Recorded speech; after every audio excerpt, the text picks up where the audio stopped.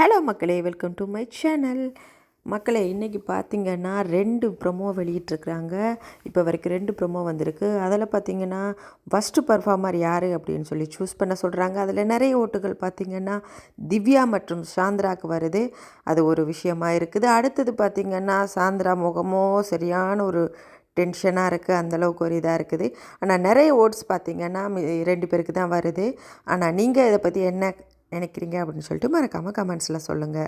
வீட்டில் இருக்க கண்டஸ்டன்ட்ஸ் எல்லாம் 2 பேரை சூஸ் பண்ணதுக்கப்புறம் பிக் பாஸ் சொல்கிறாங்க 2 பேரையும் ஜெயிலில் போடணும் அப்படின்னு சொல்லி சிறையில் அடைச்சிடுறாங்க. ஸோ இதுதான் ஃபஸ்ட்டு ப்ரொமோவுடைய இதுவாக இருக்குது. சாந்திரா மற்றும் திவ்யா அவர்கள் ஜெயிலுக்கு போயிருக்கிறாங்க. அடுத்தது ப்ரோமோ பார்த்திங்கன்னா செகண்ட் ப்ரோமோ, அதுவும் செம்ம சூப்பராக தான் இருக்குது.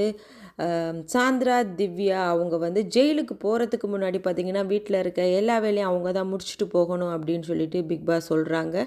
அதை பார்வையிடறதுக்கு யார் அப்படின்னு பார்த்தீங்கன்னா நம்மளுடைய விக்ரம் அவர்.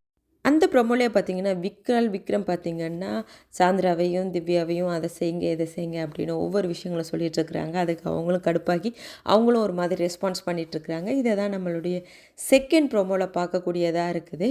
இதுதான் இந்த 2 ப்ரொமோ வந்திருக்குது இன்றைக்கி. அடுத்தது பார்த்திங்கன்னா நம்ம இன்ட்ரெஸ்டிங்கான டாப்பிக்னு பார்த்திங்கன்னா நம்ம பாரு அண்டு கம்ருதீன் லவ் என்னாச்சு அப்படின்னு தான்.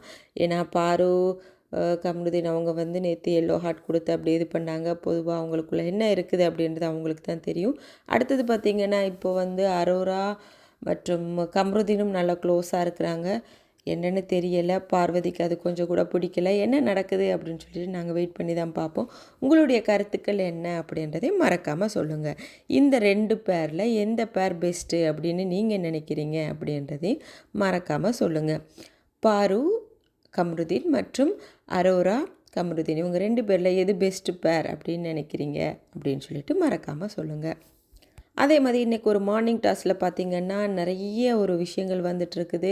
வார்டன் யார், ஸ்ட்ரிக்ட் வார்டன் யார், அந்த மாதிரியான ஒரு ஷேரிங் போயிட்டுருக்குது.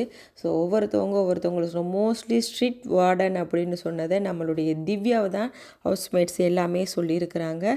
ஸோ திவ்யாவை தான் அவ்வளோ ஸ்ட்ரிக்டாக இருக்காங்க அவங்க அப்படின்னு சொல்லியிருக்கிறாங்க ஹவுஸ்மேட்ஸ் எல்லாம். இது மார்னிங் இதில் அந்த கான்வர்சேஷனில் போயிட்டுருக்குது.